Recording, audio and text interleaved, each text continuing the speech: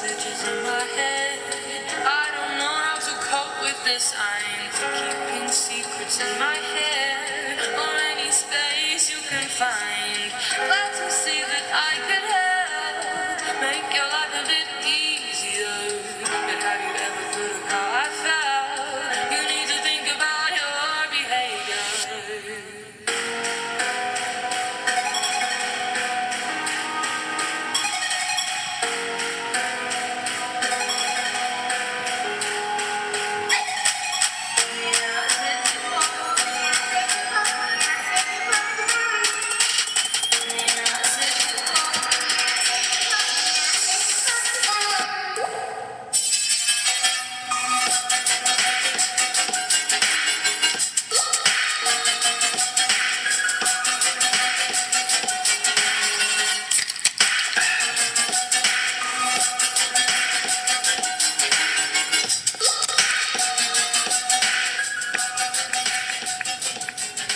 Well, it's Saturday morning, boys and girls.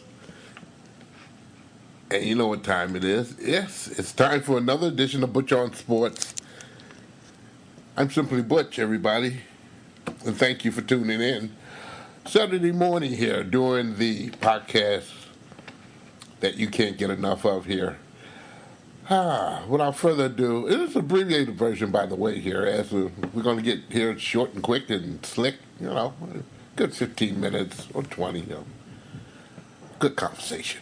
Hey, let's talk about the Detroit Tigers. 3 in a row, can you believe it? After beating their brains out of 14 games, only winning 2 of them. Now they have won 3 in a row. The light is at the end of the tunnel. Spencer Turnbull, you can argue he is right now the best pitcher the Tigers put on the mound this season so far. He pitched into the 7th inning, only allowing 5 hits and 1 earned run, in dealing the Braves their 3rd straight loss. However, the Tigers' 3rd straight win at the ballpark. Final score 8-2. Yes, Niko Goodrum was someone that just, I don't know what he had. I'll tell you a secret. He had family down there, and I'm quite sure when he got to Georgia, he had a home-cooked meal. And however, he paid the favor back as his many relatives were in the stands. Goodwin came into the game hitting just .208. Launched 2 home runs, 5 hits. 5 for 5, boys and girls. 2 home runs hitting 419 feet in right field, almost hitting a place called the Chop House, man. The restaurant they got us sitting out there. And then got into the 8th inning and hit one just as far. The 2nd career multi-home run game this season for Goodwin in his career, and he's had, I'll say now one. Yes, he had one last year. He raised his average from 208 to 230. Can you believe it, boys and girls? Can you believe it? I can't. Nick Castellanos and Griner also hit home runs in the game. Tigers showed some pop in this particular experience. And if they can keep it going, that would be very good. Losing is not cool, especially when you have a little bit of talent. But the Tigers are a warm-weather team from the last 5 years I've counted, because they seem not to get involved until the end of May, beginning of June. We'll see how things go on. Miguel Cabrera didn't play tonight. Sore foot tonight. He sat and cooled it in the lineup where the Tigers went out there and did some damage here. Good game indeed. They'll play tomorrow in Atlanta, Georgia. And I'm quite sure Niko Goodrum will see all his relatives tonight And they'll be asking for baseballs, apple pie, and a good hot meal. Again. Okay. The basketball game last night, Toronto, finally the NBA is doing their thing for the championship and all the marbles. Toronto at home, leading the pack. Now, if everything goes right and you win all your home games, Toronto should be the world champion. However, they're going after the defending world champions, back-to-back, of course, there, Golden State. And that's going to be a humdinger. I think that's going to go a while here. But that'll be fun if we see some good basketball. Toronto, they showed out. They lead the series 1-0. They'll do it again on Sunday night. There are pressing questions, I'm quite sure, on the Golden State Warriors. Was it too much rust? Too long of a vacation? Where the Raptors may have like 4 days and some change to prepare? Those questions, I'm quite sure, will be in somebody else's book. They are not in mine. You got to come and be ready to play the game. Again, game 2 is on Sunday. Sunday night, 8 o'clock, not 9, 8 o'clock. I'm just trying to tell you so you won't make an ass out of yourself thinking that ABC is going to put it on at 9 o'clock. Not on a Sunday night, boys and girls. 8 o'clock. Look for it. Okay. By the way, while all this is going on, and a lot of action going on in Toronto, the NBA has fined the Los Angeles Clippers $50,000. Yes, a whole $50,000, as they said, tampering what's going on with Doc Rivers when he made a public comment on Toronto Raptors forward Kawhi Leonard on the recent ESPN appearance during the championship, and that was like on Thursday night, boys and girls. During the appearance on the NBA Finals preview show on ESPN on Tuesday night, Rivers lashed praise on Leonard and going as far as to compare him to Michael Jordan. Kawhi is the most like Jordan we've seen, and those comments, the NBA don't like it, because they say you're tampering. Right now is not the time to play boys and girls. If you don't know, Kawhi Leonard is a free agent after this series has ended in Toronto. So great note that will he stay in Toronto or else check out the free agent market. NBA said, this is not the time to have a discussion on that or try to coerce a player letting you know that I care. He took care of it, too. Last season, the pool for the NBA Finals was about $20 million, and the winning team took home around about $3.3 million, which broke down to about $220,000 per player on a 15-man roster. That'll probably go up to $240,000 per player this year, as they kind of guesstimate the pool for the NBA Finals and all the other participating playoff teams that, they kind of cut this pool up in there. It's about $3.6 million for the winner. Loser gets their little cut too here. And we're trying to find out that amount here. So then we can go ahead and play the percentages on going down the list with the maybe the semifinals, which also those particular teams get part of that pool as well. And then go on and so forth. Every team that makes the playoff will get a share of money for participating.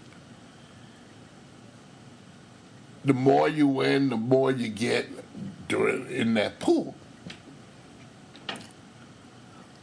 A little education there. Well, the Lions' second week of OTAs has completed. And the practices went from the first week to maybe 2 practices and some homework and a lot of bookwork here, and knowing your plays and what it may be and how to run them as they get prepared for the upcoming season.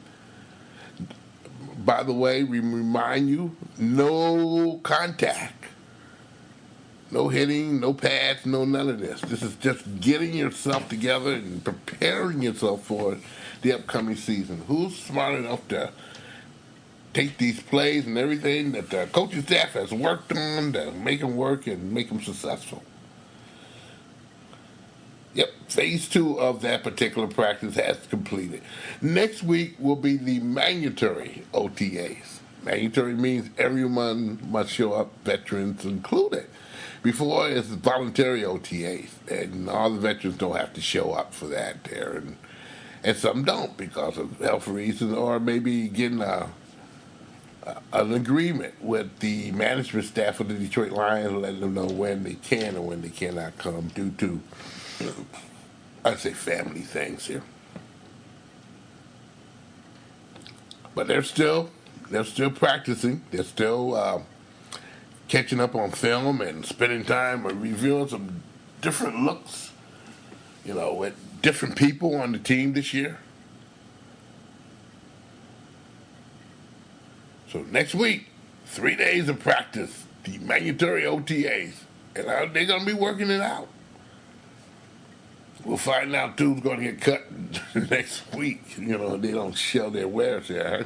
Hopefully it's a different attitude where they, again, win some games. You can't take it anymore here. Well, Detroit this weekend, boys and girls, downtown Detroit and beyond that, near a place called Belle Isle, has started their extravaganza. Thursday was the media day out there where we had lunch and had a little snack, and well, that lunch was a fill up. Them desserts were divine. I've seen several of us, kind of took outside snacks too. Boy, they were great. But beyond that, a lot of the racers from the Indianapolis 500 is in town to join in the festivities of the big Indy race that's going to happen on Saturday and today, as well as Sunday. Now, the weather report is looking kind of bleak for Saturday when they start this particular race. Hopefully they can get it in because it's guesstimated from 2 o'clock to maybe 8 o'clock, 10 o'clock at night. Rain might come on into play, big factor for the big race. Now, early in the day, it will be some other races as well, The classic Chevrolet Sports Car Classics, they'll be racing around there for 100 minutes at 2.3 miles around the Belle Isle track. And you can watch that particular one on NBC, the Sports Network here, at about 12:30 p.m. there. They'll show it if you can't get down into Belle Isle and enjoying the festivities and smell the food and the entertainment and the bands, and it's just fantastic, boys and girls, down there. The IMSA race there, or I will call it the WeatherTech Sports Car event there. So that's going to be pretty good there. You can listen to it on Sirius again, but NBC Sports Network will have that race exclusively at 12:30, and of course the main race with the Indy cars racing around the track. Well, about, I'd say, anywhere between 3 o'clock and 3:30. If they're smart enough when they get the 2:30 race, that's 100 minutes. They'll be well done before then. Maybe they'll start the race a little earlier to avoid not getting the race in because of the weather rolling in there. And the weather seems to be pretty unstable right now, as the guesstimates from the weather people say there. In some places, it's going to rain pretty doggone wicked here. So they're getting ready for that, but it's a lot of fun down there. You can get down there before the inclement weather, if it does come into effect. They're racing tomorrow at Belle Isle.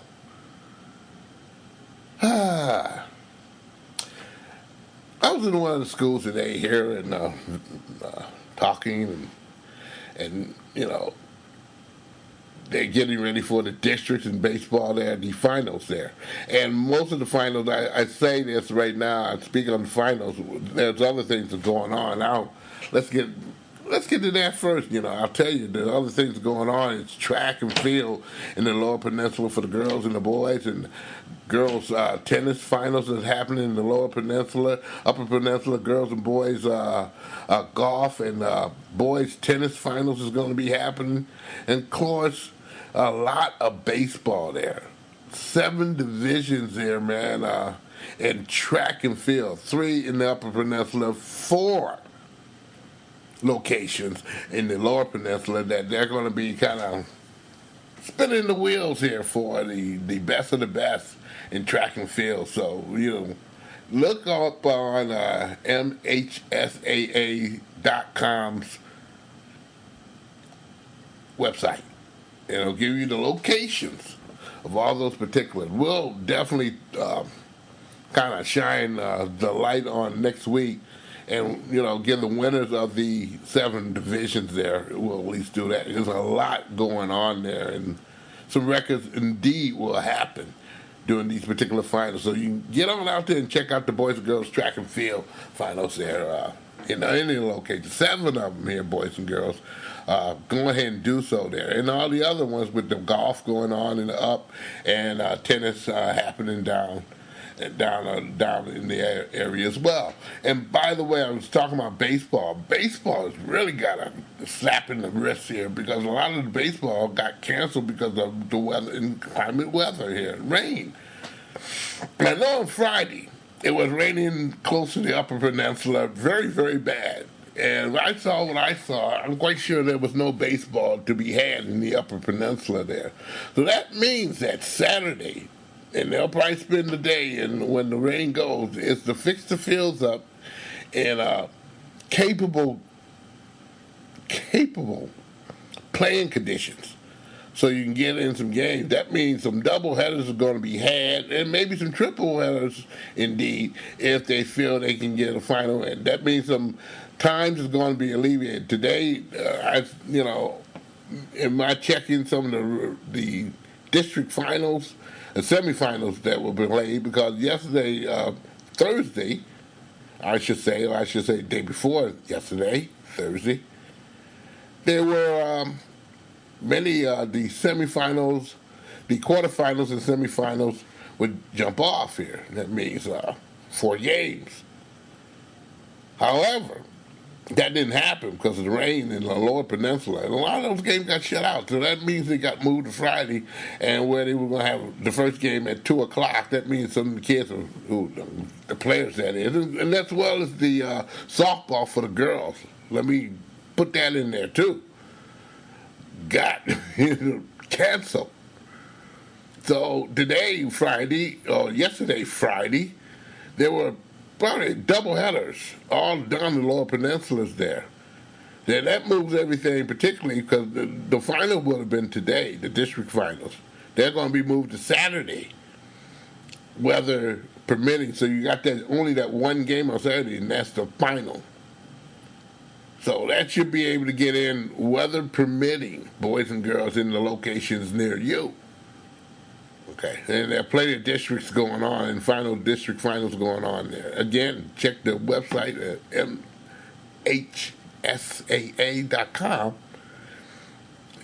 In your neighborhood, boys and girls, you'll find some baseball to be had in the high school, and softball as well for the girls. Now the Upper Peninsula per se, they can get 3 on in, or maybe have to play on Sunday or Monday. They get their regionals established.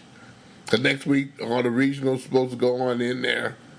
And then you got the quarters, and you got the semis and finals.